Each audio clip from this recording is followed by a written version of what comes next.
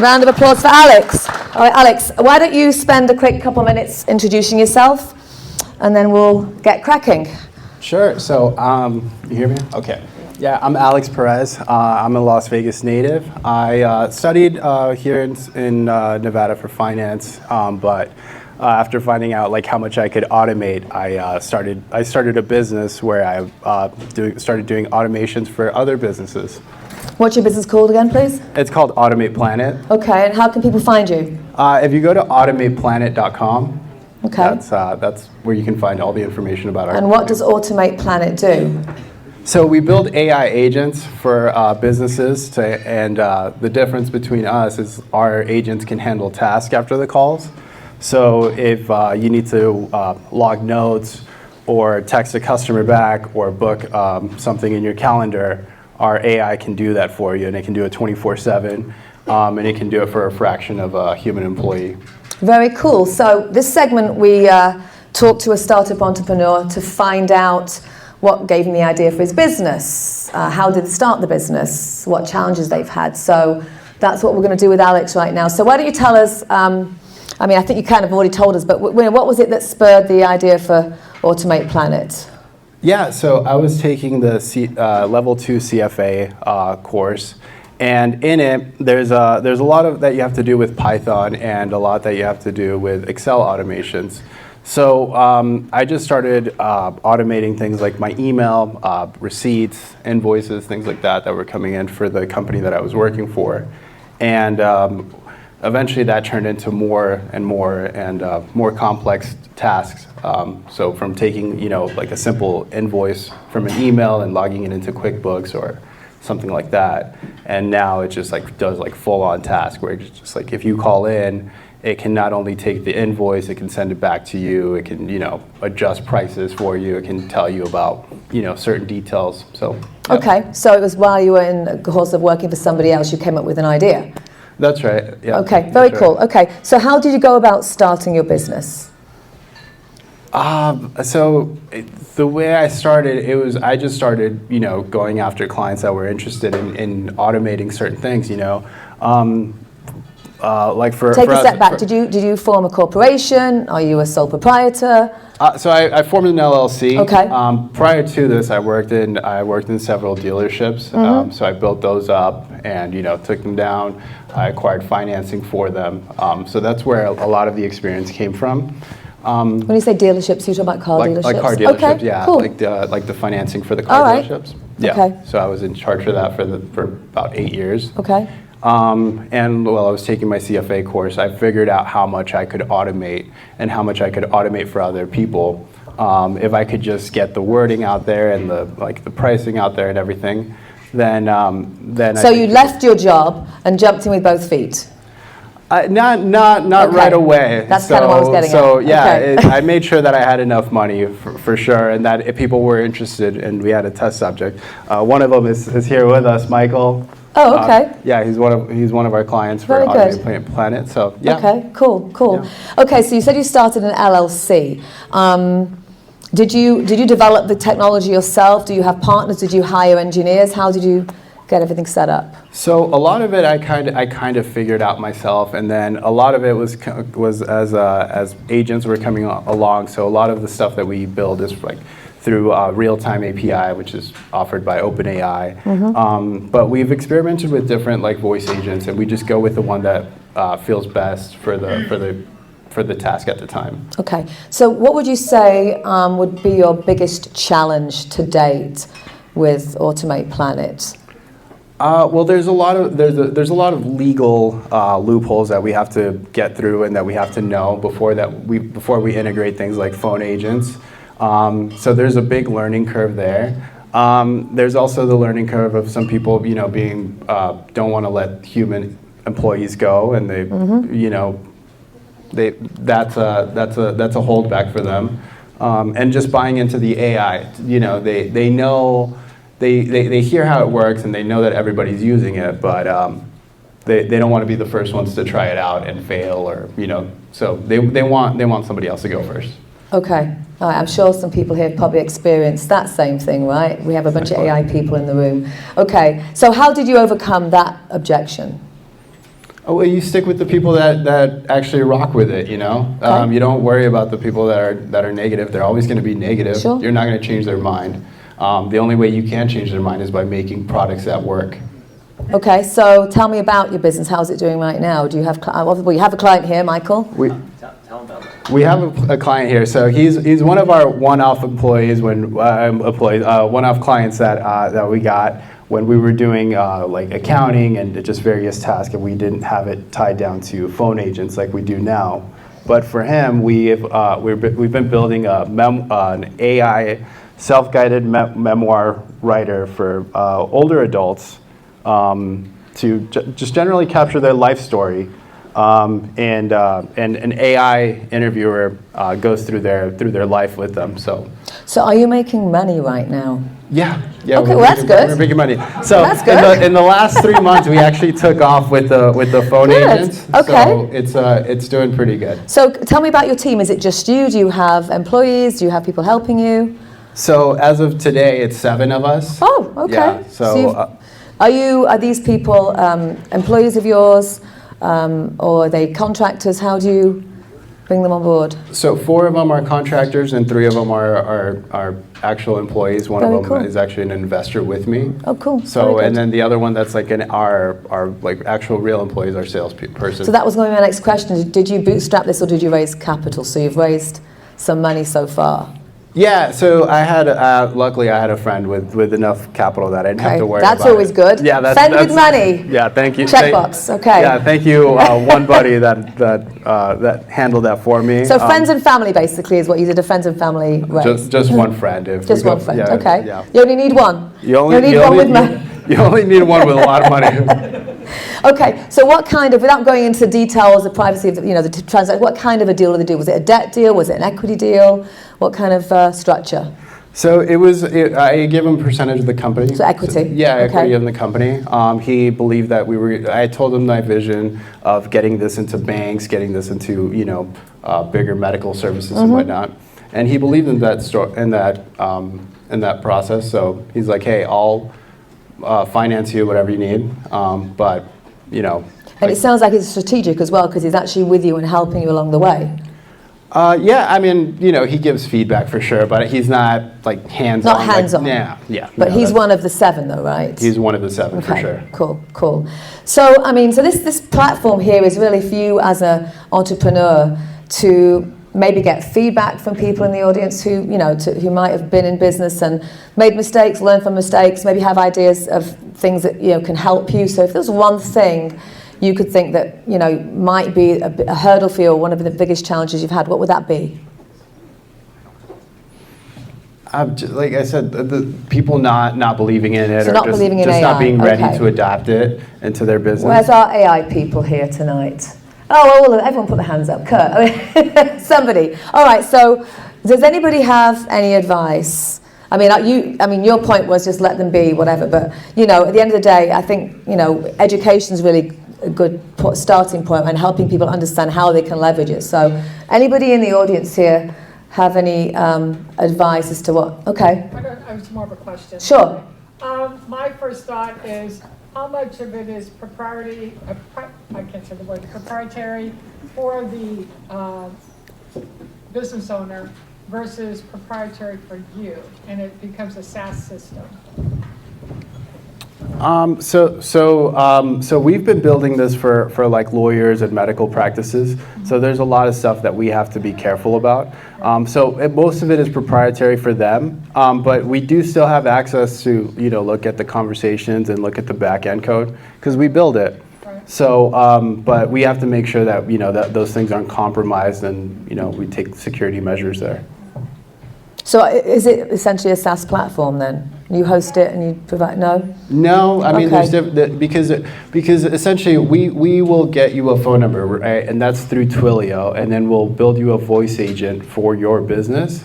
But based on the softwares that you currently have, whether that's Gmail, NetSuite, and I don't know, Keepu, then we'll build that agent to handle tasks around those software. So it's not like I'm building something for you and then you have to switch over from your accounting software to me. We'll build those things proprietary and custom for you. Okay, okay. So if you haven't had any major challenges, which is great, by the way, good job, what would be your biggest success to date? Like a major client you secured, or? I mean, there's always challenges. I just don't focus on them. I don't. I worry love about this them. guy, so positive. You should come back next month. No, there's always challenges in any business that you start. I think there's always going to be challenges, but why focus on them? No, I hear you. But okay, so this is an open forum here. Yeah. So here it's a place to exchange ideas, to learn, to grow, right? So I mean, you don't have to be afraid. I mean, we all have challenges in our business, like you said, right? So you know, we're not focusing on them. Don't get me wrong, but you know, we want to know how to address them going forward, or you know what I mean. So I think it's important to be just adaptable to the times coming, and you know, always being informed of everything. See what works and try different things. Don't just be stuck on something forever. okay, so back to the prior question. What would you say would be your biggest win to date? Oh, so in the past, I think 3 or 4 months, I mean, we've acquired 60, 70 clients to wow. date. Okay. So congratulations. Yeah, round of applause. There you go. Yeah. So maybe you can teach these guys something. So how did you do that? It just blew up. I have no Organic idea. growth. Wonderful. I have no idea. Don't we all have that? I would love to take credit for Wow. it, but it was just something that, you know, I guess I put out and then just people. So you have, you said, I know you're selling because you called me and that's how we met, right? So are you doing most of the sales and conversion, or do you have people that are doing that? So we've built AIs for that. Okay. We have people, we try to streamline it as much as possible and just simplify the process. So we have funnels that are handled by AIs, and then when a human is required, well, one of us will step in, and you know, it's a lot less work because we already know what's going on. We have context of the conversation, and then we can just call people, and it's a lot of an easier conversation there. Interesting. Okay, I know some people in the room here that maybe have some synergy with you, but okay, does anyone have a question for Alex? Lots of hands. Okay, over there, Dan. We were talking a little bit earlier. So as far as in the industries you're working in, how much of your legal liability do you rely for with your client's legal team versus your own? Yeah. Question, please. Could you repeat the questions? So the question was, as far as legal liability, how much of it lies with the clients, or how much is it, you know, on the back of Automate Planet? Yeah, sorry. Yeah, so that's a good question. But so when we onboard clients, we ask them if they're aware of any things that the phone agent shouldn't be able to handle or can't handle. In the case, like for example, like accounting tasks, we will never send money out. Like we'll create a draft for an online check or something like that, but we won't actually, even though we can, we won't program it to send that physical check. We'll just do all the work for you, so you can just verify it and go through. But we do ask clients when we onboard them if they're aware of any legal parameters that we have to be aware of. And then we also do our own research. Like, for example, there was a time when I couldn't onboard some medical clients because I didn't know if HIPAA was available, but now some, like, you know, the documentation comes out, and then you have that as a backup, and that gives you a little bit more security. But it's always like with my clients, it's always like, let's do a little bit less than what is possible, because, you know, just to be on the safe side. And so you have checks and balances basically, and verifications in the workflow. So you customize for every client. That's right. Okay, so do you charge like a customization fee? Is it all kind of included? What is your pricing model? How do you charge people? So for like our basic plan for like solo entrepreneurs and people that just want like let's say you have a plumbing service and you want a receptionist. Sure. So our charge is $399 for our $399. Is that like a one-time or 12 months? So that's like the onboarding fee, okay. And then it's $99 a month flat. Then that covers like one task. Now, if you want somebody to text the client, book appointments, and then email them and do confirmations, well, then those are like little upgrades. A la carte Yep. charges. That's okay. right. That's okay. right. So, do you have any pushback at all on those numbers, or do you find people think that's pretty affordable?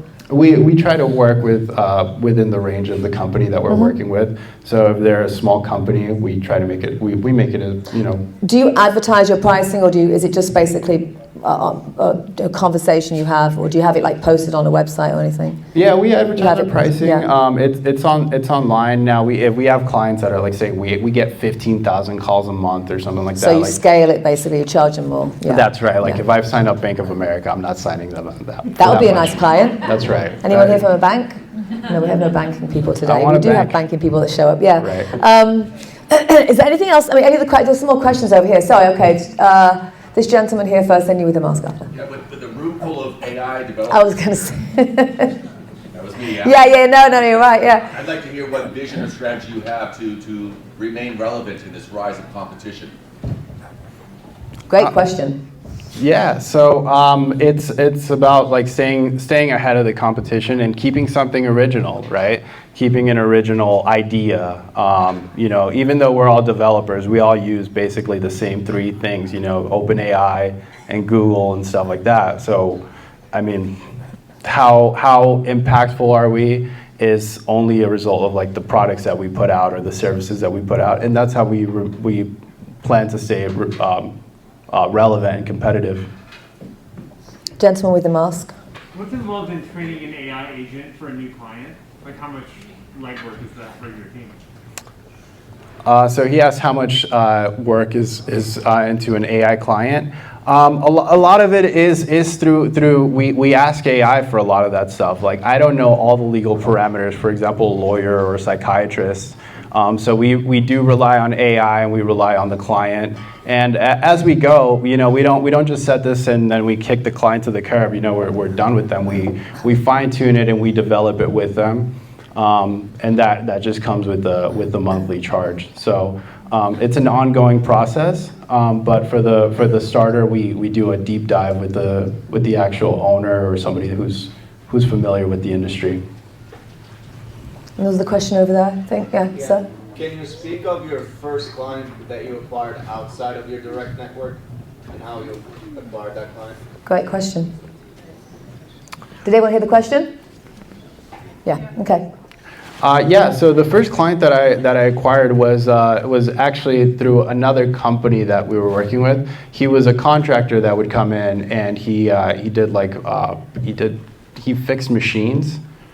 Okay. But he had What kind of machines? ATM machines. Oh, okay. Yeah, he fixed like ATM machines. Cool. Okay.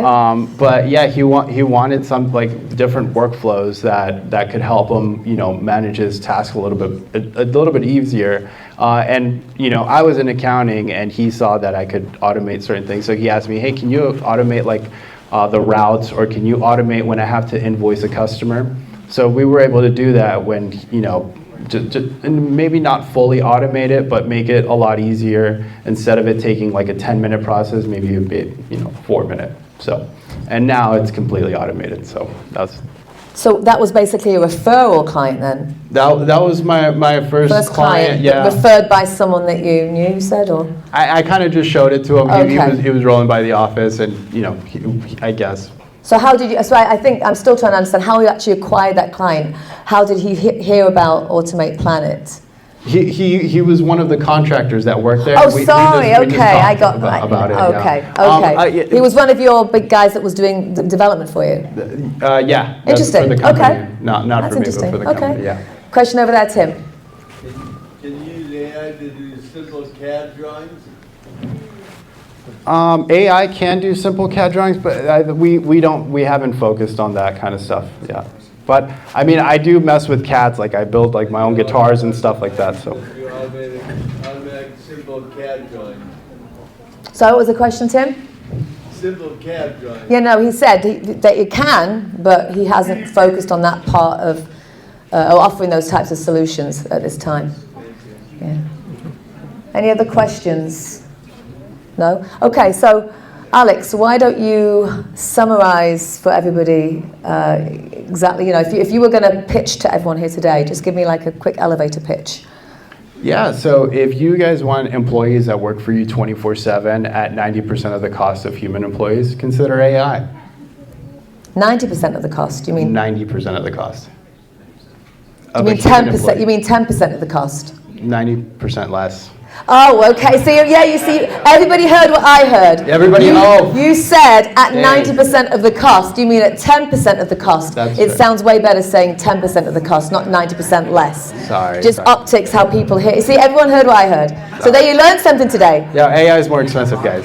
Okay, at 10% of the cost. Very good. Less. Alex, thank you for being in the hot seat today. We really appreciate you Thank coming. you. And if anybody wants to ask Alex any questions, he's going to be at Public Works here on Water Street on Friday. If anyone's interested in maybe collaborating with him, go and see him there, and you can chat with you more.